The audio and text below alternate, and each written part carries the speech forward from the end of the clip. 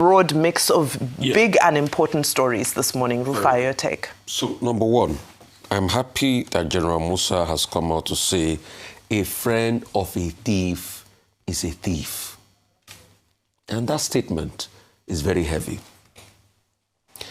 Because, you see, as we celebrate Armed Forces Remembrance Day, and I pay tribute to all of our great, valiant troops that fight day and night and lose their life on the battlefront, and I call for improved welfare, it is very shocking that those that have perpetrated a narrative of the criminal terrorists in this country the most are people that served in the Nigerian army at one point or the other. People like Sheikh Gumi. So the question we should ask people like Sheikh Gumi is, where is your esprit de corps? It's so easy for you to call bandits, criminals, terrorists, our brothers in the bush, to advocate for their welfare. And when you hear some of his arguments, oh, they don't have water, they don't have this, they don't have education, most parts of Nigeria too do not have that. Most parts of Nigeria too do not have that. Come to some parts in the southwest here and see the deplorable state of the healthcare.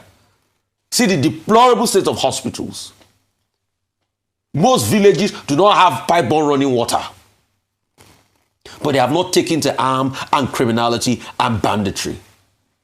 And I feel very sad this morning because this was somebody that served in the military.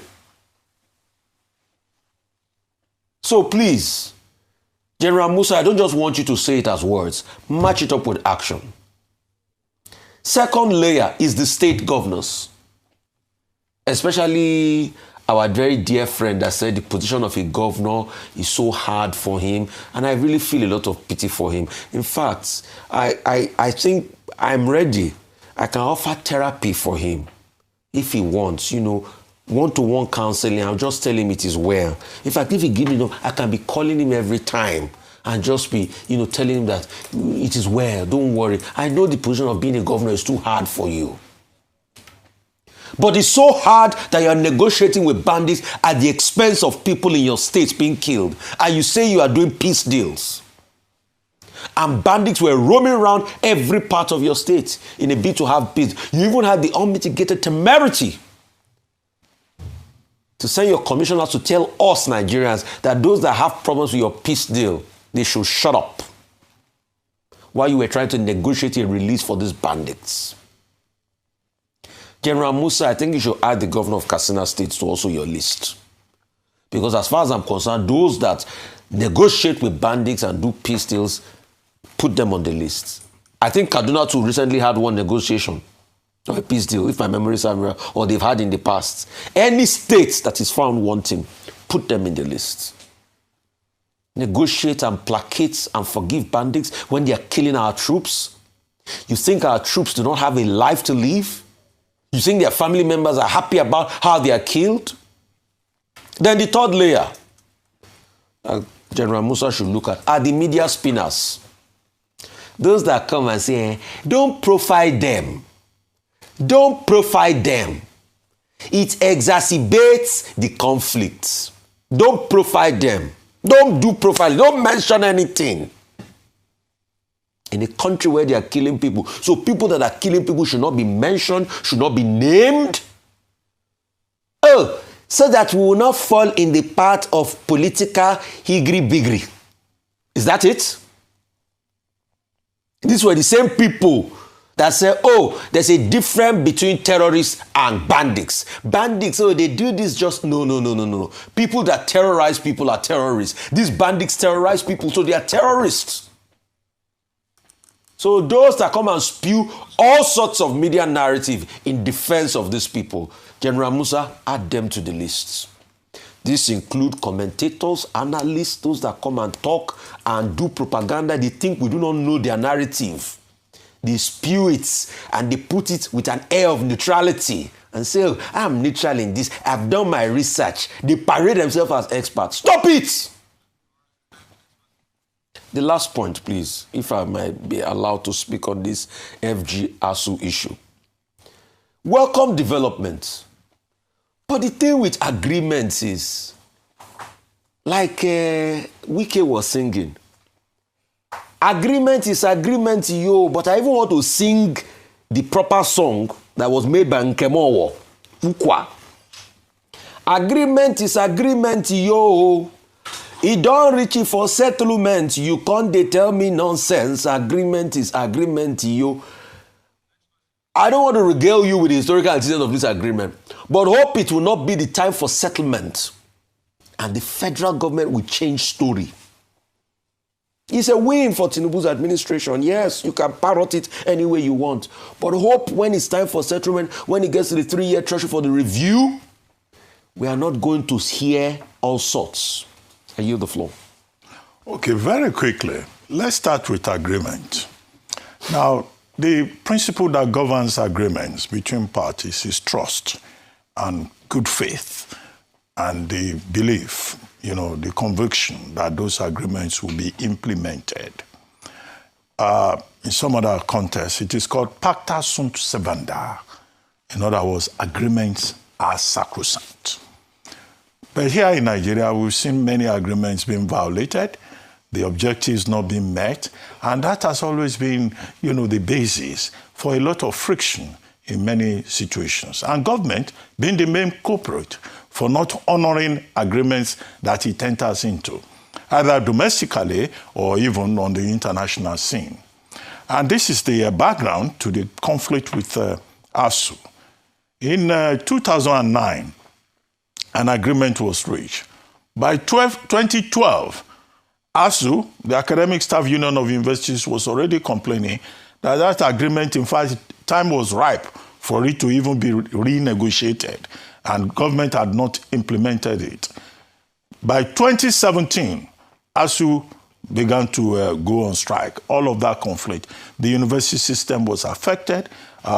In one instance, the universities were shut down for about 9 months. Who suffers in this regard?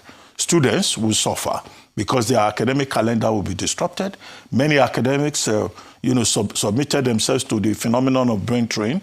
Parents complained and all of that. But it was until 2024 that the Tinubu government now intervened and then decided that, okay, we'll set up a committee and then renegotiate these issues and look at the issues.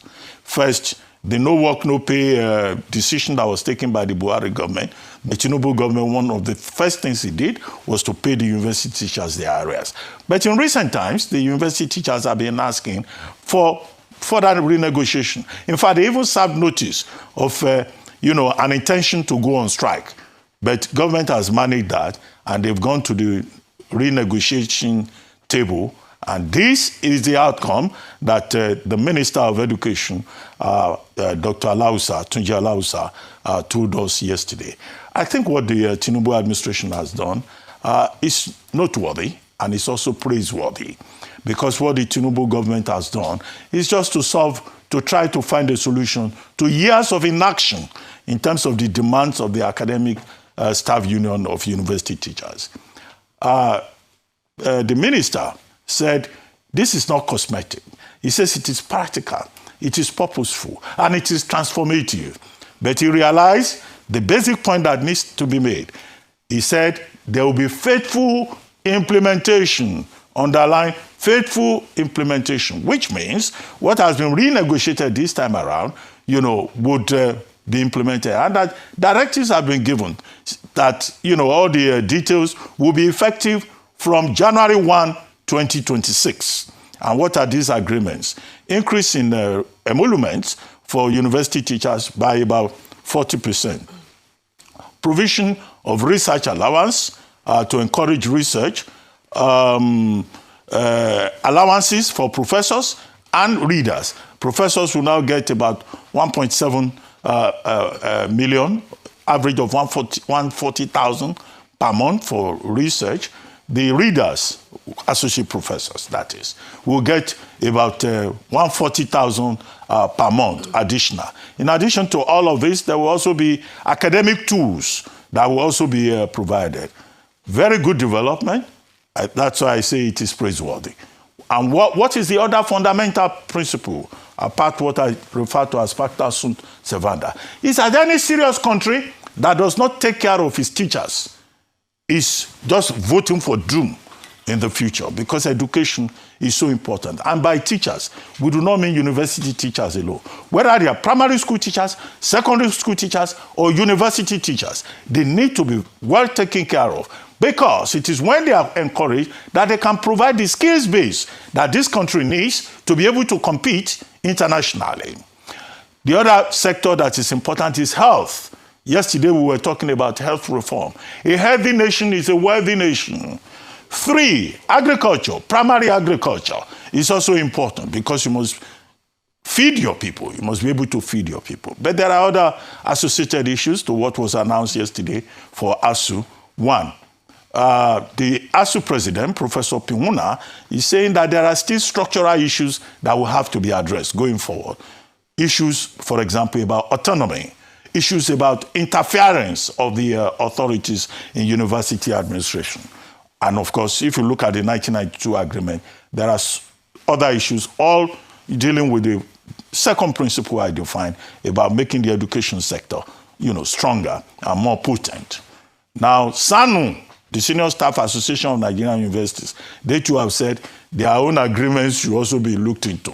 NASU, the non-academic staff union of Nigerian universities, are also saying there are also unresolved issues. I think that the Tinubu administration should find, the determination to address all of these issues. I'll run through the other issues quickly. The bid round, the oil licensing bid round, and the meeting that was held by the Upstream Regulatory Commission with stakeholders in the oil and gas. They say they are looking for bidders, prospective bidders, stakeholders and all of that.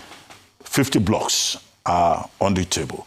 Now, this is just the basic work of the Upstream Regulatory Commission. And Mrs. Enyinsan offered a number of incentives, that barriers will be lowered, charges will be reduced, an enabling contest will be provided for people who want to invest, foreign direct investment, foreign investment decisions and all of that. Signature bonus will also be. So if you want people to come and invest, of course, you give them options. Now, Mrs. Enyinsan is continuing where Gbenga Komolafe stopped. I think this licensing bid round was announced when NUPRC was headed by engineer Gbenga Komolafe, and she has stepped in and she's continuing in that regard. The only word of caution that I will give is that please don't let us hear that you want to go do road shows to go and advertise these oil blocks. No, that was the pattern in the past. You don't need it in the age of technology and digital marketing. Because before you hear it now, they say they want to go to Qatar to do roadshow, to advertise oil blocks in Nigeria. You are going to sell oil blocks in Qatar. In fact, Nigerians are very funny. They can come tomorrow and say, we are going to Venezuela to advertise oil blocks in Nigeria. Or we are going to London. Even Saudi. Or we are going to Saudi Arabia. Please, let nobody engage in that kind of ridiculous thing that we used to have with regard to road shows. What the NUPRC should do is to have a strong, well-managed website, put all the information there about the acreages that are on offer, about investment opportunities in that area. The people, the stakeholders in the oil and gas industry, they know what is where. They just want information. They want transparency. You can do that, by having a solid website. You can do that by advertising, even as far as China's Money Post or, Wall Street Journal and all of that. Because we used to waste money with all kinds of ridiculous roadshows. We don't need that this time around. We need to save money. Just get there into the digital space, and then, of course, you get people to come. Finally, General Musa, who said that the friend of a thief is a thief. It is called, the technical word for it is aiding and abetting. Section 7 of the Criminal Code of Nigeria is also, a similar provision is also in the Penal Code, which frowns on aiding and abetting, conspiracy, counseling of criminals, and omission. Omission means that if you know that somebody has committed a crime and then you refuse to report, then of course you are just as guilty as the criminal of the same offense. And aiding and abetting, going about saying bandits and terrorists are our brothers, and we need to protect them. They are not my brothers. So I know the ones who are my brothers. You can't just come and say bandits are your brothers and you have to look out for them. Or saying, oh, kidnapping children is not a very serious crime. What the Minister of Defense has said is that, look, people should join the government in fighting crime, whether you call it banditry or terrorism, and should not be talking out of turns. However, I would like to advise the Minister of Defense and his team to walk the talk. It's not rhetoric we want. We want to see people who are guilty of this offense under Section 7 of the Criminal Code of the Federal Republic of Nigeria and similar provision in the Penal Code arrested and brought to book. Maybe that will send a strong signal to others that, freedom of speech, what is called freedom of speech, also has its limits. It does not include reckless talk that will endanger the lives of other people, and you say, oh, it's free speech. You are just expressing an opinion. No, certain opinions are sanctionable. And you listed, Rufia, you listed some people, some characters. You should include the media. You are talking about commentators. Yes. Is it not media establishments that give them the platform to come and talk out of turn? But however, the allegation will be freedom of speech, and that all, or the defense will be freedom of speech, and that all opinions should play. But the important thing is to always have the other side and to allow the other views, due respect. Absolutely. But they also say your freedom ends where my nose begins. So, there's nothing that is ultimate. There are limits and restrictions within everything. Let me continue on the topic of the Minister of Defense and these statements that he has made. I picked out some things that really stood out to me. The first was that specific reference to they are our brothers, which we have heard, of course, time and time again from various players in the space. Now, timing-wise, I think it was important for him to make this statement. Why do I say that? Because we've just heard news over the past few days that the United States has labeled the Muslim Brotherhood groups in Egypt, Lebanon, and Jordan as terrorist organizations. Now, not all organizations, especially here in Nigeria, where we find that there are several different types of organizations that will refer to themselves as, brotherhood and so forth. However, it's now important for us to make that distinction, especially from the state level, that we are separating certain groups that are going about their business from being labeled as our brothers within a brotherhood or a religious organization that may mimic some of the organizations that are now falling under spotlight globally and are now being designated as terror organizations, especially given the fact that we're trying to continue a collaborative relationship with the United States. We are not trying to further escalate, some of the tensions that may exist in that relationship. Furthermore, he said there comes a point where we have to know where to draw the line between compassion and complicity. And I thought this was very important because unfortunately, generally, as a national system, not just in areas where we're seeing terrorism and banditry, compassion seems to be what is pushed above complicity. Compassion seems to be the order of the day, and it has replaced justice in many instances. And that's why we are talking about negotiating with bandits. That's why we're talking about, sympathy extended towards these players, because they argue that, these players are also victims of circumstance. My father always used to say something very profound. He says, one man's freedom fighter is another man's terrorist. However, in the absence of justice, the narrative becomes blurred. And where can we take this back to? Let's take it back, as today is January 15th. Let's take it back to no victor, no vanquished, which was a war terminated